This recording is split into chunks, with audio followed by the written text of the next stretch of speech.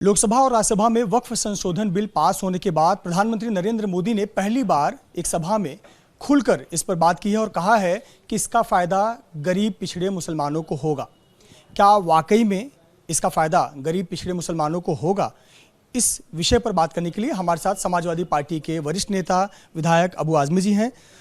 आजमी जी, प्रधानमंत्री नरेंद्र मोदी ने एक सभा को संबोधित किया, उसमें उन्होंने कहा कि वक्फ बोर्ड का दुरुपयोग किया गया, इसीलिए आज भी मुसलमान साइकिल के पंचर बना रहा है।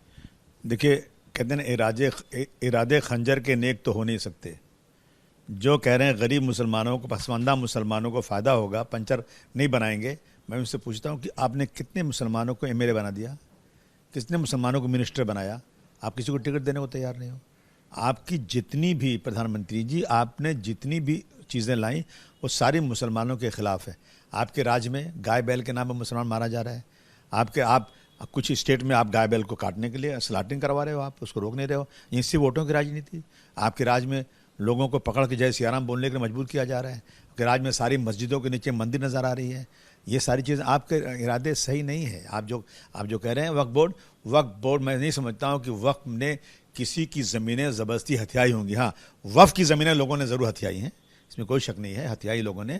और अगर आप ये कहते हैं कि उन ज़मीनों को खाली करा के वक्फ बोर्ड को दे देंगे, जो पुराना वक्फ बोर्ड है उसमें कुछ संशोधन करना है, कुछ खींचे है, लेकिन आपने नया वक्फ बोर्ड ला करके ना जो अमेंडमेंट किया है, इससे मुसलमानों की मस्जिदें, मुसलमानों के जो हैं दरगाहें, मुसलमानों की बहुत सारी जो चीज़ें, जो उनके मजहबी चीज़ें हैं, उस पर ख़तरा मंडला रहा है।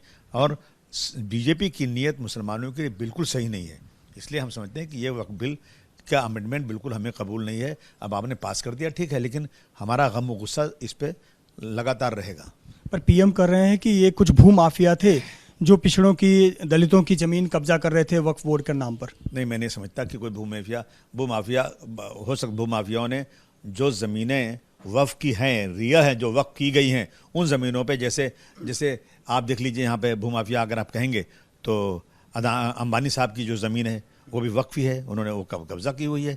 इस तरह से बहुत सारी वक्फ की ज़मीनें, कहीं पुलिस स्टेशन बना हुआ है, कहीं उसके अंदर डीएम का ऑफिस बना हुआ है, लेकिन वो वक्फ की ज़मीनें हैं। वो किसी दलित की, किसी आदिवासी की ज़मीन कब्जा करके मैं समझता हूँ नहीं की गई है। ये बिल्कुल गलत है। पीएम कह रहे हैं कि अब ऐसा प्रावधान कर दिया गया है कि अब कोई भी आदिवासी का ज़मीन वक्फ के नाम पर हड़प नहीं पाएगा। नहीं, बिल्कुल ये होना ही चाहिए। कोई भी आदिवासी की ज़मीन हो या किसी दलित की ज़मीन या किसी इंसान की ज़मीन हो, वक्फ के नाम पर कोई अगर हड़पता है तो बिल्कुल उसके साथ कार्रवाई होनी चाहिए। लेकिन मैं समझता हूँ कि किसी ने ऐसी ज़मीनें हड़पा नहीं है। पीएम कह रहे हैं कि ये जो वक्फ संशोधन बिल पास हुआ है, इससे गरीब मुसलमान, विधवा मुसलमान, गरीब पसमानदा मुस्लिम, उनको फ़ायदा होगा, उनको लाभ मिलेगा। जो अब तक कुछ लोगों के हाथों में ताकत थी केंद्रित, इसका फ़ायदा गरीब मुसलमानों को होगा। अगर इतनी मुसलमानों से हमदर्दी है तो राजेंद्र सच्चर कमेटी है, मिश्रा कमेटी है, यहाँ अब्दुल रहमान कमेटी है। इन कमेटियों ने जो रिकमेंड किया है गरीब मुसलमानों के लिए, उसको आप लागू कर दीजिए। आप तो उसको लागू नहीं कर रहे हैं। उनका रिजर्वेशन जो है उसको आप देने को तैयार नहीं है। आज जो है मुसलमान जो है आर्टिकल 341 में मुसलमानों को शामिल नहीं किया जा रहा है। कितनी सारी सीटें हैं जहाँ मुसलमान लड़ ही नहीं सकता है। आपको मुसलमानों से हमदर्दी है तो ये सब चीज़ आप कीजिए ना। इसे तो आप कर नहीं रहे हैं। आप उनके लिए कॉलेज खोलिए, उनके लिए स्कूल तो कर नहीं रहे आप।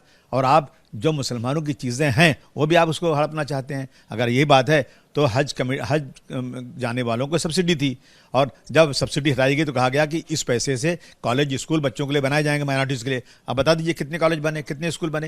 ये सब झूठ बातें हैं। मुसलमानों को बिल्कुल हाशिए पे खड़ा किया जा रहा है और मुसलमानों को जो हक संविधान ने दिया है वो छीना जा रहा है। आप कुछ मत कीजिए, इससे मुसलमानों को संविधान के मुताबिक उनका अधिकार दीजिए। हम आपके बहुत आभारी होंगे।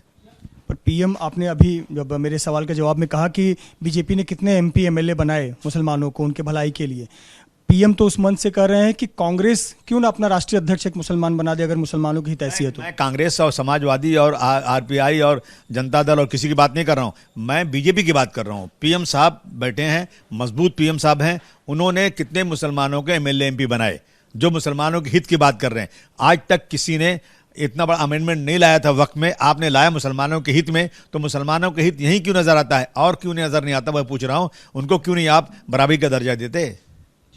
पश्चिम बंगाल में मुर्शिदाबाद में जिस प्रकार से वक्फ संशोधन बिल के खिलाफ विरोध में प्रदर्शन हो रहे हैं, दंगे हो रहे हैं, वहाँ हिंदू समाज के कई लोग पलायन कर रहे हैं, इस पर आप क्या कहें? देखिए, मैं इसमें बहुत मेरी खुली राय है कि देखिए, अंग्रेज़ों के ज़माने से ये चल रहा है कि आप जो है प्रोटेस्ट करेंगे, एक पत्थर फेंकेंगे तो पत्थर के बदले आपको इनको जो है प्रशासन को पूरी ताकत मिलती है वहाँ पर जो है ना एक्शन लेने के लिए। मैं कहना चाहता हूँ कि हम इस तरह से जाएंगे और पत्थर फेंकेंगे, गाड़ी रोकेंगे, टायर जलाएंगे सड़क पर, तो आम जनता नाराज़ होती है। देखिए प्रोटेस्ट के कई नियम है। प्रोटेस्ट का नियम सबसे यह प्रोटेस्ट करना है ना, तो हमें उस प्रोटेस्ट में किसी को कोई तकलीफ नहीं होना चाहिए। आम पब्लिक हमारी राय से मुत्तफिक होना चाहिए। हमको ऐसा प्रोटेस्ट करना चाहिए कि आम पब्लिक, आम गैर मुस्लिम हो या गैर मुस्लिम हो, वो सब हमारे साथ हमारी इस बात को समझते हुए हमें सपोर्ट करें। ये प्रोटेस्ट होना चाहिए, ना कि पत्थर मारना चाहिए, ना कि चाहे इसी बहाने से ये लोग जो है ना जो है वहाँ गोलियां चलाते हैं, मुसलमानों को करते हैं, और इस तरह के से बच्चे जेल जाते हैं, उनके घर गिरा दिए जाते हैं, उन पे ऐसे केसेस होते हैं कि उनका सब बर्बाद हो जाता है, और ऐसी ज़बरदस्त उनके साथ हिंसा की जाती है, उनको मारा जाता है कि आने वाली नस्लें भी याद करती हैं। इसलिए मैं कहता हूं कि प्रोटेस्ट होना तो प्रोटेस्ट ऐसा हो कि उसका मैसेज लोगों में सही जाए, गलत नहीं जाए। अगर ये प्रोटेस्ट हिंसा वाला होता है तो गांधी जी ने ये प्रोटेस्ट नहीं किया था। हमें हिंसा का प्रोटेस्ट नहीं करना है। हमें हमारे प्रोटेस्ट से आम जनता को लगे कि हम सही कर रहे हैं, वो हमारे साथ जुड़ जाए, ऐसा प्रोटेस्ट होना चाहिए। मांग उठ रही है कि पश्चिम बंगाल में राष्ट्रपति शासन लगना चाहिए, क्योंकि वहाँ पर लॉ एंड ऑर्डर पूरी तरह फेल हो चुका है इस प्रकार की घटना के बाद। वो कहना कि उनकी नज़र लगी हुई है कि किसी तरह से पश्चिम बंगाल में सरकार गिर जाए और वहाँ पर प्रेसिडेंट रूल लग जाए। तो इसकी ये भी इंक्वायरी होना चाहिए कि जो वहाँ पर हिंसा हो रही है, कहीं उस हिंसा के पीछे इन्हीं के लोग तो नहीं वहाँ गड़बड़ कर रहे हैं। गड़बड़ करके इन्होंने जो वहाँ पे हिंसा करा के इस बहाने से वहाँ जो है ये आवाज़ शुरू हो जाए कि वहाँ पर जो है राष्ट्रपति शासन होना चाहिए। ये भी हो सकता है, इंक्वायरी उसकी होना चाहिए। हो सकता है इन्हीं के लोग ये सब कर रहे हों। बहुत बहुत धन्यवाद हमसे बात करने के लिए। अबू आज़मी, जिनका कहना है कि प्रधानमंत्री नरेंद्र मोदी ने जो कहा लेकिन उसके पीछे उनकी मंशा साफ नज़र नहीं आती है।